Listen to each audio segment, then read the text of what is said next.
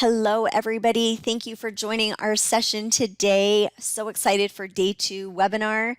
Today, we're going to be talking about student engagement with teams. It's all about creating community and building relationships. Before we get started, let me take just a moment to introduce myself.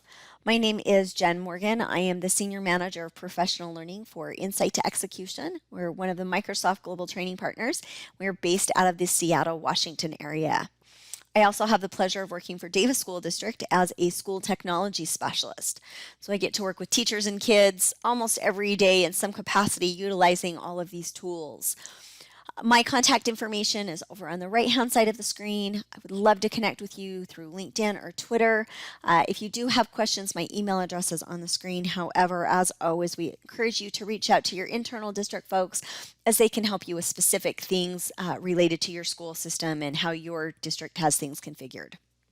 So with that, let's go ahead and get started. So just want to draw your attention to the fact that some of what I will be demoing today is actually within Teams, and since we're on a Teams call, I can't demonstrate at the same time as we're on the call. So I've taken some screenshots that I will be sharing with you to help you get an idea of what to look for and the process to go about to set up some different things. Let's go ahead and get started. So very first off, we want to make sure that we are using the Teams desktop app. And if you'll recall from prior sessions, in order to get the desktop app, you would log into Office 365 with your school district email address and password. You would go to Teams, and then up in the top right-hand corner, you would select your picture and choose to download the desktop app.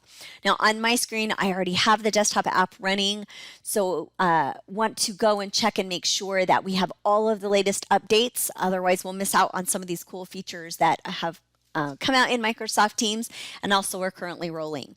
So let's very first go and check for our updates. To do that, you're going to go to the top right-hand corner to your picture or initials. You're going to come down and select Check for Updates.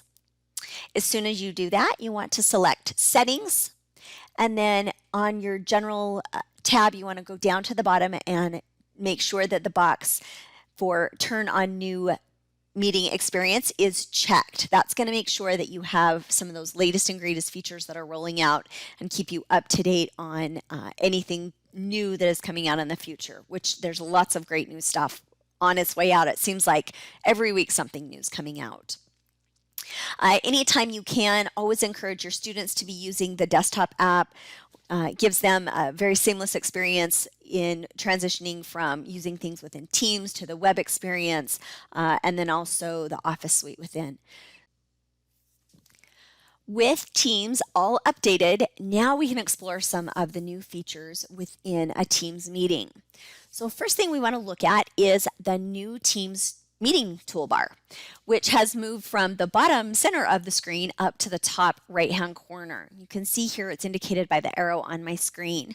So that meeting toolbar looks very similar to what you're used to seeing in previous versions of Teams. It's just moved up to that top right-hand corner, which is really nice because it doesn't block things that we might be demoing on our screen. Also within the new Teams meeting toolbar under the ellipse, you will have some additional features in your drop-down menu. So again, because we're on a Teams call, I can't demonstrate this at the exact same time, but I do want to draw your attention to some of the screenshots. So once you click on the ellipse, you have the option for gallery, large gallery, or together mode. So large gallery will let you do 9 people on the screen. If you want to see up to 49 people on the screen, you can choose a large gallery. And a large gallery brings, again, 49 people up on screen. Little pro tip here, you must have at least 10 participants on your call and have their cameras on in order for a large gallery view to even become available to you. So if you're in and you're looking for it and you're like, it's not there, remember, you've got to have at least 10 people with cameras on in order for that to be activated. So this is a great way just to be able to kind of check in and see all of our kiddos' faces. The other feature within the new Teams meeting toolbar is what they call together mode. So together mode allows you to, or allows the artificial intelligence behind Teams to pull students out of their environment and put them into, in this case, a stadium-style seating classroom. So this is some of our favorite Microsoft friends who are showing this. This is, again, a screenshot. So what this does, again, is it pulls the students out of their environment. So it takes their background away and then it places them in this classroom setting.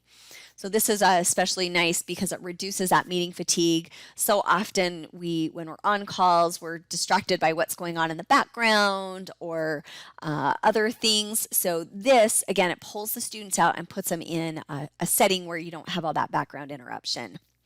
And again, to get to that, you click on the ellipse and then you choose Together mode. Now, just one thing I want to point out as we're talking about having cameras on and virtual meeting fatigue, you always experience better call clarity, especially if you're recording, when you encourage your students to have mics off or mics muted and cameras off. Again, that just helps with that visual distraction and any noise that might come through on their mics. Now, we know how important it is to connect with our students. So always a great option at the beginning of your call to say, hey, everybody, turn your cameras on, see their faces, say hi to each other, do some, check-ins, and then when it's time, go ahead and have them go cameras off, and you as a teacher can either mute the group or you can ask them to mute themselves. So that's just two of the new, or actually three of the new features within the new Teams experience. So we've got gallery, large gallery, together mode, and then that new Teams meeting toolbar. Now that we've looked at all of the new features in Teams with meetings, so all the different views of with cameras on, let's talk about some of the things that you may not be aware that are currently already in Teams. We just talked about students having cameras on and about virtual meeting fatigue and call clarity and things like that. But you may have a time when you or your students do want to have cameras on and you want to lessen that distraction in the background, but together mode doesn't make sense because you have a small group or maybe it just doesn't make sense. So within Teams, in the Teams toolbar under the ellipse, you have applied background effects. Now, again, some of this has been around for a while. Microsoft did just recently add the ability to add in your own custom backgrounds, which is kind of fun and makes it fun for kids. So again, to get to it, we're going to click on the ellipse. We're going to choose Apply Background Effects, and then you're going to have a window for background settings that will open. You'll see listed in there some images. Those are, again, just some custom image, or not custom, excuse me. Those are some standard images that are offered as part of the Teams experience. I do have the ability to go in and add my own by selecting the plus sign and add new, and then I can browse for any background images that I want to apply. So again, fun way for students to maybe customize and put their favorite Minecraft background on, or Star Wars, or whatever it is that they want to have as their background. As you can see here on my screen, I have one of the standard built-in ones. It looks like probably a school with some lockers, and then over on the right hand side, again, some different experiences with those different backgrounds. So again, great way to have cameras on, but maybe not have all the visual distractions that come by just having a camera on. One of the other features I want to point out in here is the ability to blur your camera or your background. So that is an option if you don't want to have a picture, but you just want it to be blurred in case you're worried about people walking behind you. Now, I will just take a minute to point out that not every camera has the ability to apply these background settings. I've worked with several teachers over the last few weeks who have some older computers that might have some older cameras on them, and this feature just is not available. So keep that in mind, that if it doesn't work for you, that could be the reason why. All right, next, some other features within that new Teams toolbar is live captioning. This is a per user setting, so this is something that your students will need to turn on, but if you're working with students who are deaf, hard of hearing, or maybe who also need to read what you're saying, they can come in and turn on live captions. Now again, this is a per user setting, so this is something that they will need to turn on by selecting the ellipse in the meeting toolbar and then selecting the turn on live captions. Another feature that's within the Teams toolbar is the raised hand feature. This came out last spring, and we're seeing more and more educators using it. Oftentimes, this is great for when our kids don't have cameras on, but they need to get our attention, much like they do in class when they raise their hand. The same thing here. So students in their meeting toolbar will click on the hand, and you as the teacher will get a little notification in the people icon, and you'll open that window, and in there you'll see all of your students listed, and whoever has their hand raised will have a little colored hand next to their name. Once you call on them, you can go ahead and say, hey, Jen, come off mute, turn your camera on if you want to, and ask your question. While they're doing that, for you to be able to lower hand, you just click on that option, or click on the hand, and it will lower their hand. But this is, again, a great way to have students notify you that they have a question or they have a comment. Also in the Teams meeting experience is the end meeting. So last spring, we were having to just leave a call in order to hang it up, but that left that call open for students to continue to have a conversation. So now the end meeting has been added into Teams. And this makes it great for you as a teacher, because when you click on that leave button, or actually just to the next of the leave button is a little drop down arrow, you'll see the option to end meeting. And this is like pulling the power on their phone call. It literally disconnects them all, and they do not have the ability to come back in until you've started the call. Or if they do try and come back into a call, they are waiting in a lobby if you happen to have the lobby set up, which we talked about in our call earlier this week in our other webinar. But I'm going to cover off some of that again today just as a reminder. Some other features that are in a Teams meeting is the ability to pin. So if you want your students to be able to focus on you or have you front and center, they can pin you by selecting the ellipse next to your name with your camera on, and that will pin you. Do want to bring your attention though to the fact that if you're sharing your screen and you've asked your students to pin you, your screen's going to go really small in the lower right hand corner, and they're going to focus on you and not so much about what's on your screen. Now, I'm going to show you a workaround for that here in just a few minutes, kind of a little teacher hack, if you will, so you can have both your camera and your PowerPoint or whatever you're presenting on your screen, but we'll get to that here in just a few minutes. Now that we've actually looked at the Teams meeting experience, so how we see our students and how we interact with them, let's actually talk about how we schedule a meeting. Typically, we should have done that first, but I wanted to get you excited about some of the new features like Together Mode and Large Gallery View that are now part of the new Teams experience. So to schedule a meeting, we can do this a couple of different ways. So let's first talk about if you want to invite someone to a meeting or a Teams meeting that's just, they're not a member of your team. So like this would be great if you're going to do like meet with a parent, or maybe invite your principal to drop in and observe you, or maybe have a guest speaker in your class. So to do this, you will go to the calendar in Teams and select New Meeting. You'll be presented with this screen very similar to what you see on mine, where you can then type in the title of your meeting, and then you can choose to who you want to invite. So if you, again, wanted to have a parent meeting, you would type in a parent's email address, fill in all the appropriate details for the meeting, so the time and the date, and then you would go ahead and send this to them. For them to join, they would click on the invite that they get, and it would open up the Teams web experience where they can then select to join. They can join as a guest and just type their name in, but this gives you the ability to have a call with them, either cameras on or cameras off, without actually having to pick up a phone and call them. So like a lot of other meeting platforms, it's just done within Teams.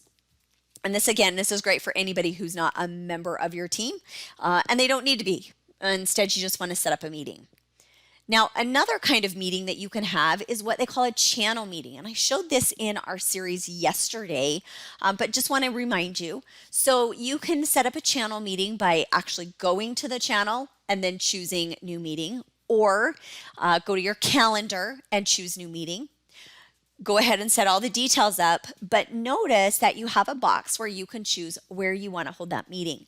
So I've selected that I want to have that meeting in Miss Morgan's awesome class in the virtual channels meeting. Now, if you recall, the reason why we schedule a channels meeting is because it gives a place for our students to know to come and meet. They get a pop-up notification that says, hey, a meeting has been started. If you choose to record that call, that recording goes into that channel, as well as any chatting that might happen during that call. And I really like to have my meetings here in this space because it keeps my general channel kind of free of clutter, which is where typically meetings are held if you don't set a channel up. So channel meetings, great place just to that. Right for kids to go to, and this is especially nice for our littles because they know I need to just go to this one place. Some of the other features within meetings is the ability to go in and set permissions. So things like who can bypass the lobby, who can present.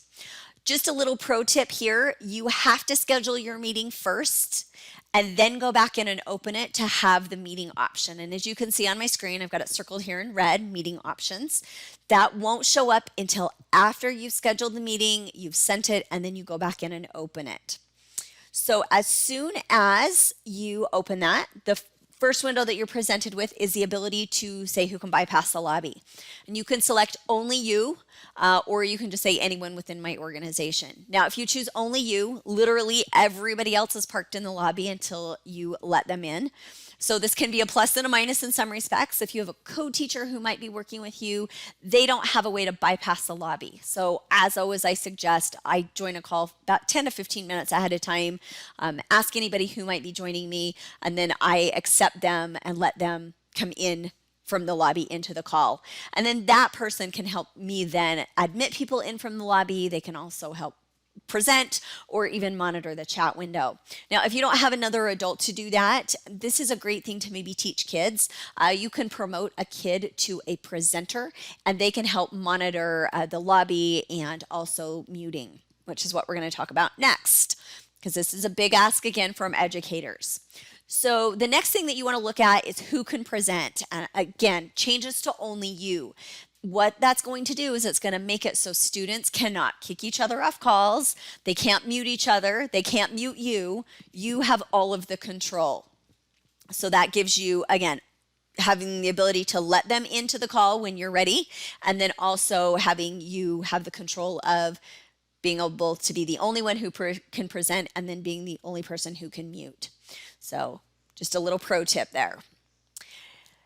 Now, once you've got your call going, if you need to take attendance, there's a couple of different ways that you can take attendance. But before I get to that, one of the things I want to point out is manage permissions. Let's say that you forget to set a lobby or you forget who can present and you're getting ready to start the call and you're like, oh no.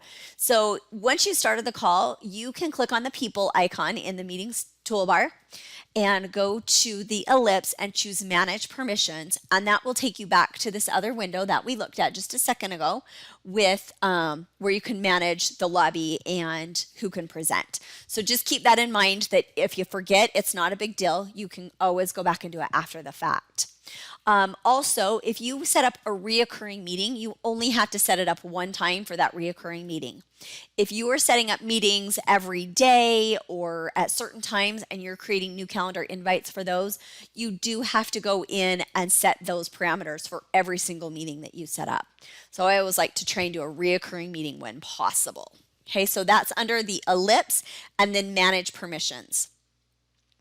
All right, so let's look at take attendance. So take attendance, you have the ability to download who has joined your call, and this will log when they come into the call and when they drop off the call. So if you want to make sure they're staying beginning to end, this will tell you. If for some reason they drop off and come back in, if they're having some technical difficulties, it will also track that for you. To download the attendance, again, people icon, select the ellipse, and then choose to download the attendance list. And then what that does is it downloads an Excel spreadsheet to more than likely your downloads folder where you can then go open it and get all of the data that you need. So if you do have to take attendance or track student engagement, you can do that. New feature that just rolled out is actually when you end your call in the chat window, at the end of that call, you will see an attendance report. It's the exact same report as the download attendance, but it'll just be sitting there, and you can go click on it and download it and have that same call information. So you can download it mid-call, or you can download it at the end of the call. It's completely up to you. I oftentimes forget to do it right during my call, so having the ability to do it after the call is ended is great. Okay, and the last thing with meetings, the much anticipated breakout rooms. Now, breakout rooms are still rolling out. They were originally meant to come out in October, but we are starting to see them roll out in school tenants across the United States as early as the 1st of September. So to know if you have breakout rooms, once you start a meeting, you will have the breakout room icon. It's designated on my screen by that number 1. Once you click on that, you'll be presented with a little wizard that's going to walk you through how to set up your breakout room. So first, deciding how many rooms you need. You can have up to 50. And then if you want participants assigned automatically or manually. Now, the cool thing about the automatic ones is it will look at the number of students on the call, and it will tell you, hey, based on the number of rooms that you've chosen and the number of people on this call, we think that there will be 4 to 5 people per room, or however many it is. So it does the math for you, which is kind of nice. Again, if you want to choose manual, that's fine. You'll just choose which students go to which rooms. Once you've assigned those breakout rooms, you'll have a breakout room pane. So when you're ready to send those students to the rooms, you can go ahead and choose to open breakout rooms, and that will send all of the students into their individual rooms. For you, you'll have the ability to jump between rooms. Once those rooms are open, instead of saying close here, the room will say open, and you'll have the ability to say, I want to join this room, and you'll be able to go from room to room to room. I apologize for not having an exact example. This is still new, and so we're rolling things out and still experimenting. If you do want to make an announcement to your students that the room is about to close, or that we're going to come back together in a minute or whatnot, you can come up to the ellipse in the breakout room pane and choose to make an announcement where it will go out and send a message to all of them, letting your students know that they'll be coming back into the main room. Now, once your students are in breakout rooms, they should have the ability to chat as well as have cameras on and do some screen sharing if need be. So they'll have a little bit more functionality and capability within those breakout rooms. Again, breakout rooms is new, so there's not a lot of information out on them yet, but I'm sure in the next few weeks we'll see more. There is a great website that has some information about breakout rooms. I've put it there on the bottom of the screen. You're welcome to go ahead and take a screenshot of that or type that address in and go visit to learn more about breakout rooms. This is a great way to engage our students and create that community. Rather than having them all together, we'll just have them in our small little groups. All right, let's jump into now. We've scheduled our meeting. We have our students so we can see them all. Now let's talk about how we can share what's on our computer with our students. So in the meeting toolbar, you have the option to share your screen, and that's a little box with an arrow in it. Once you click on that, you're presented with an image that looks similar to what you'll see on my screen. So I've got 2 things that are highlighted on here. I have first the ability to include computer sound. So if you're playing a video for your students or maybe music while they're working, something that they need to hear, you're going to want to make sure to check that or slide that little box that says include computer sound. By doing that, it's going to play any audio that's in your system. Now, just a little kind of a pro tip here, and I don't have this on the slide, but if you want to play music, so like maybe your Pandora playlist or your Amazon playlist, have that playing while your students are maybe coming into the call or while they're working, just as a auditory way to get their attention. Maybe when the music turns off, it's time for them to pay attention. You can go ahead and mute your microphone on your computer, and that will mute so they can't hear if you're talking to someone else or having a discussion. It's going to mute that so they can't hear you, but the system audio will continue to play so they'll be able to hear the music. So again, system audio, really great if you're sharing a video that you want the kids to hear or anything that has audio. Right below that is choosing what you want to share on your computer. So, and I have desktop selected, but you'll notice there's desktop, window, and then PowerPoint. So depending on what you've recently had open on your computer will depend on what shows up. As a teacher, we are switching between a million different things, right? We are the greatest multitaskers ever. You might be showing a PowerPoint to your students and then to transition to a website that you need them to look at, and then maybe a video that they need to play for, or you need to play for them.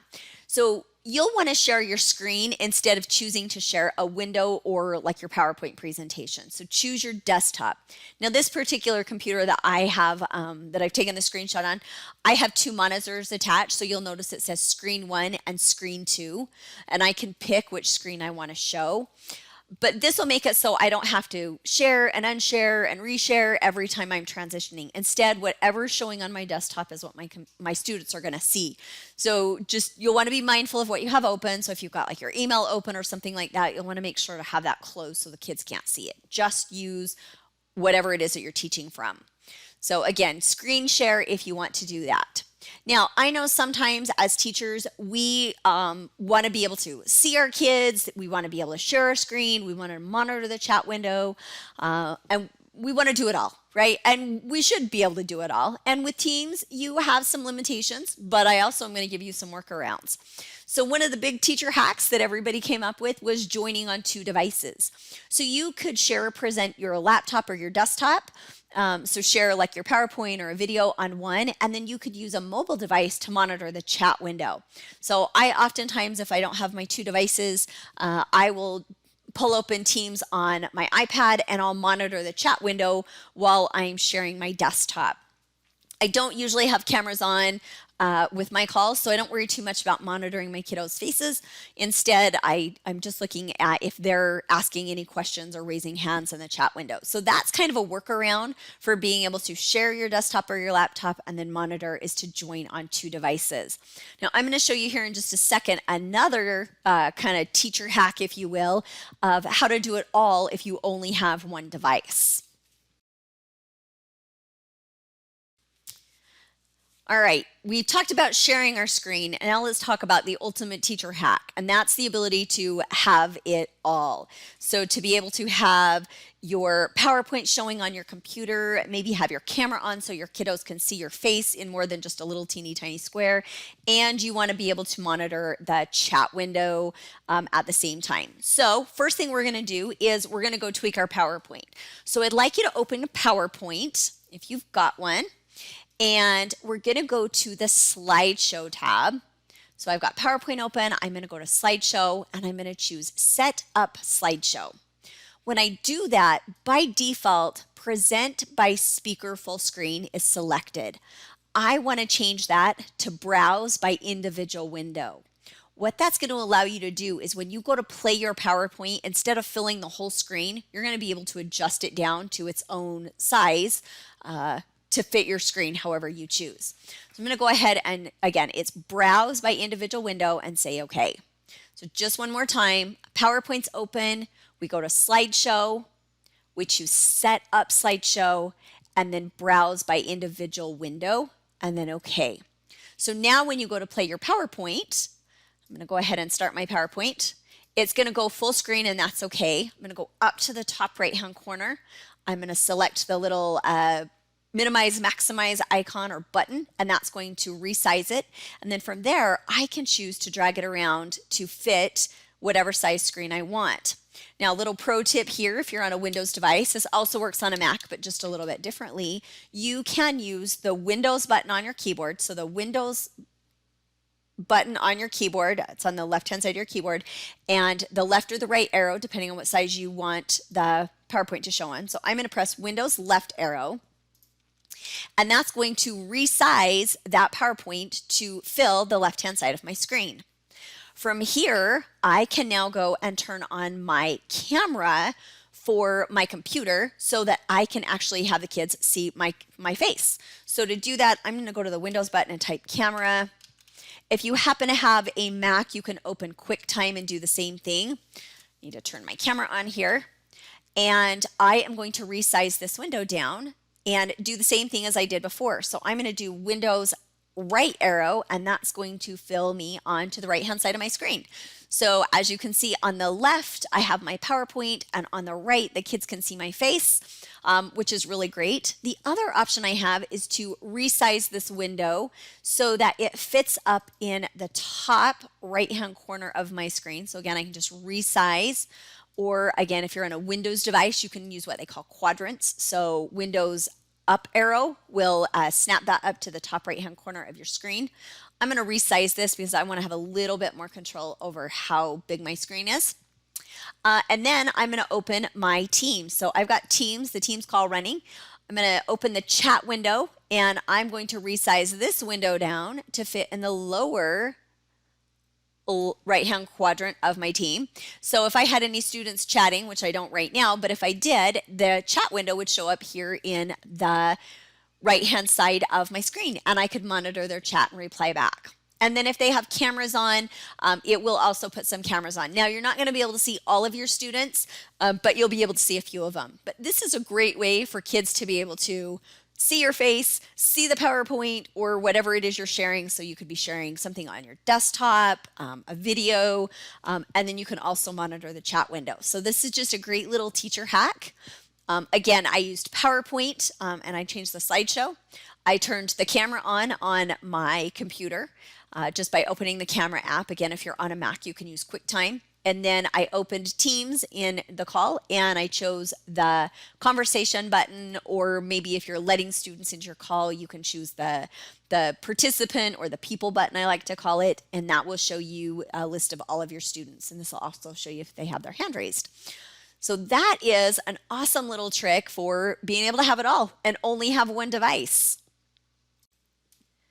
Now that we've talked about ways to screen share and have kids be able to see us, let's talk about another tool within Microsoft that will help with your student engagement and creating that community.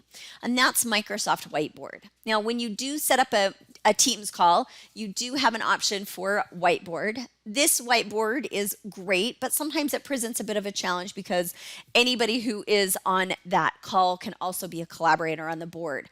So I don't like to use the one right within Teams because there's some additional settings I have to change. So instead, I like to use the Whiteboard app. And to get the Whiteboard app, the icon looks like right here on my screen.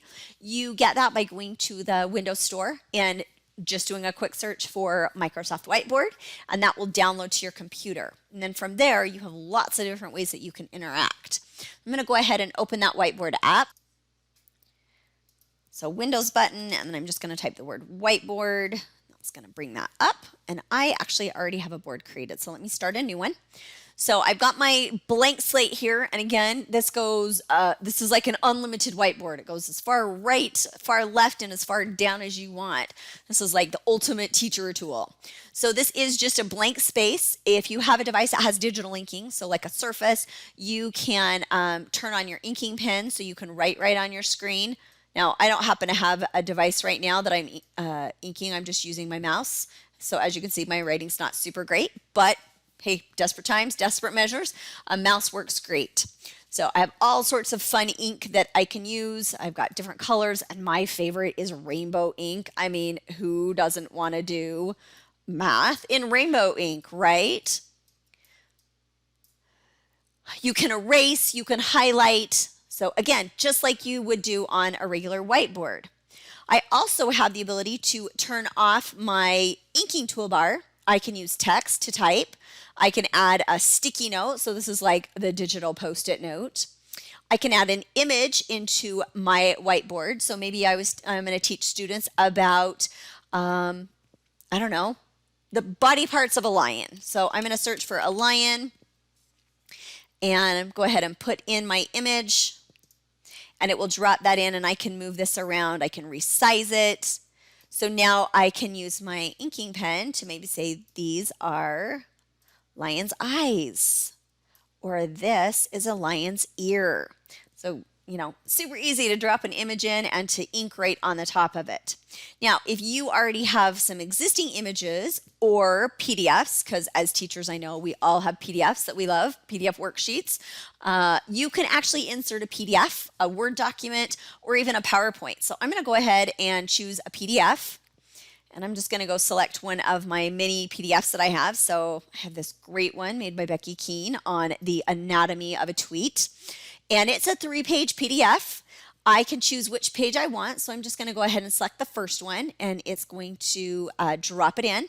So, and I can move this around. If I want to lock it in a certain location, notice when I click on it, I have the lock button. So I can lock it as a background. That way my students can't move it around. But once I have it in here, again, I have that inking capability to ink right on the top of it. Or I can highlight. So if there's like, hey, highlight the main ideas, I can highlight those. Gives you so much great functionality.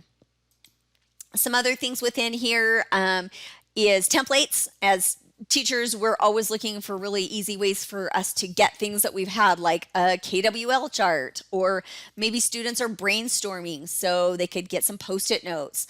Remember the days of your teacher giving you a pad of Post-it notes and having you write ideas and then stick them all over your desk to organize? Now you have the digital version of it. So that is Microsoft Whiteboard. And again, within Teams, you're going to share your screen, and then you're going to bring up Whiteboard, and you can ink, put documents on here, put PDFs, and just go to town like you would if you had a regular whiteboard in front of you. Only better, because you can insert things like PowerPoints and PDFs. You can also share these if you want to invite someone to collaborate with you. So if you wanted to create one and have a student be able to show their work, you could invite a student to collaborate on this board by clicking on the plus sign to invite someone. And then you can give them a link, which you could drop in Teams, or you can invite them by their email address. Also, you've got the sandwich or the 3 lines where you have some additional features like active pen. So if you have a device that has digital inking, you can, if your pen is active, then you can use it to write on your screen. If you have a touch device but no pen, you can turn that option off and you can write with your finger. So your finger becomes your pen. You can choose ink to shape. So if I wanted to draw a shape, let's say I wanted to draw a triangle here. Oops, let's try this one more time with a different color pen. So got my triangle. Okay, not the greatest triangle, but you get the idea. It actually takes my really bad drawing and turns it into something better. I have the option to snap objects together, ink to table, and then you can even come in and format your background. So maybe if you're teaching students, they're plotting points, there's dot backgrounds, there's squares, there's graph paper, all sorts of different wide rule. This is great if you're teaching littles maybe how to write. So all different great backgrounds that you can apply to your whiteboard. Okay, now this whiteboard, there's no save feature. I don't know if you noticed that or not. This is cloud-based, so it is constantly saving to the cloud.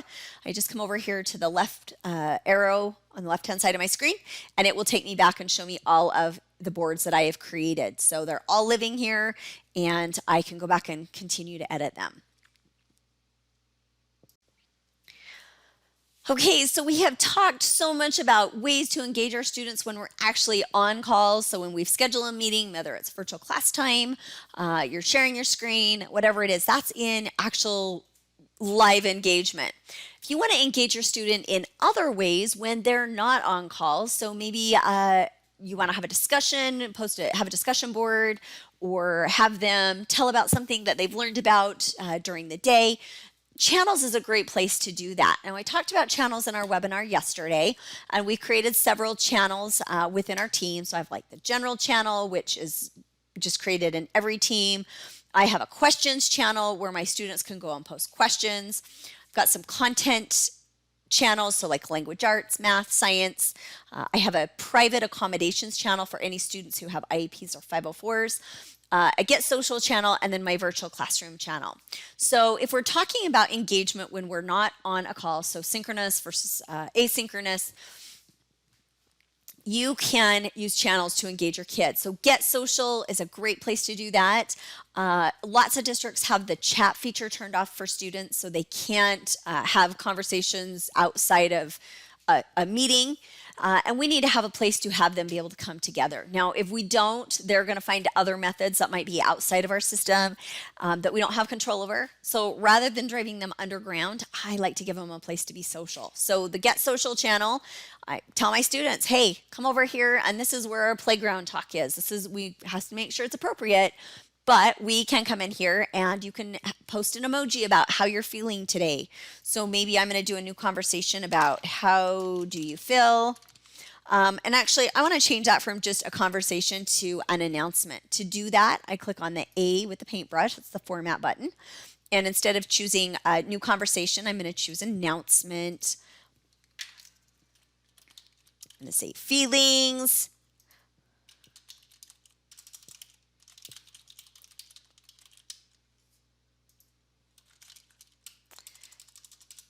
And I can go ahead and put a cute little graphic on it by choosing an illustration and then send that. And now my students can come in and they can reply and they can use some of the great features within Conversation Space. So they can use cute things like emojis. So if they're feeling sad or worried, they can put that in there. They can also use a GIF. And these are filtered, so you don't need to worry about things coming up that are inappropriate. So if I wanted to say I'm happy, I could put the cute little happy troll who's dancing.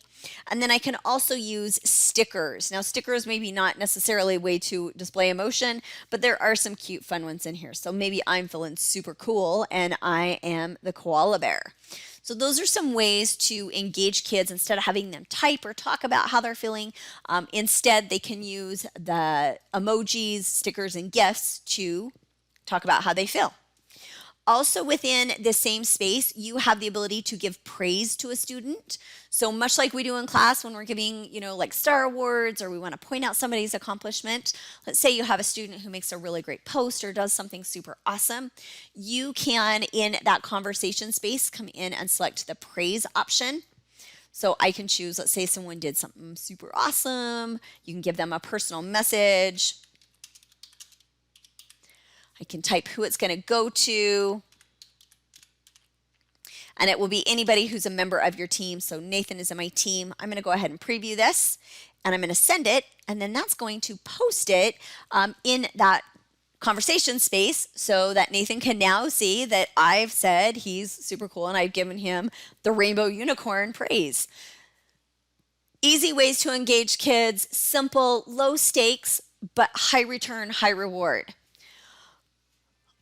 I think we've about covered everything today. I know that was a lot, and I hope you got some new features, tips and tricks, some takeaways that you can take back to your classroom. With that, I am going to go ahead and stop the recording. And if you have any questions that have been posted in the chat window, we'll go ahead and answer those. If you don't have questions in the chat window, but you want to come off mute and ask, that will be great. While you formulate your thoughts and come off mute, I'm going to go ahead and jump over to that chat window and start answering questions, and then invite you to come off mute, and you can go ahead and come off mute. For those of you that got all of your questions answered and feeling really good about things, you're welcome to drop off this call. And I hope you have a safe, happy, and healthy day, evening, whatever it is, wherever you are. For those of you, again, that have questions, you're welcome to stay on, and we'll take as much time as we need to answer those questions. Thank you so much, everybody, for joining, and have a great day.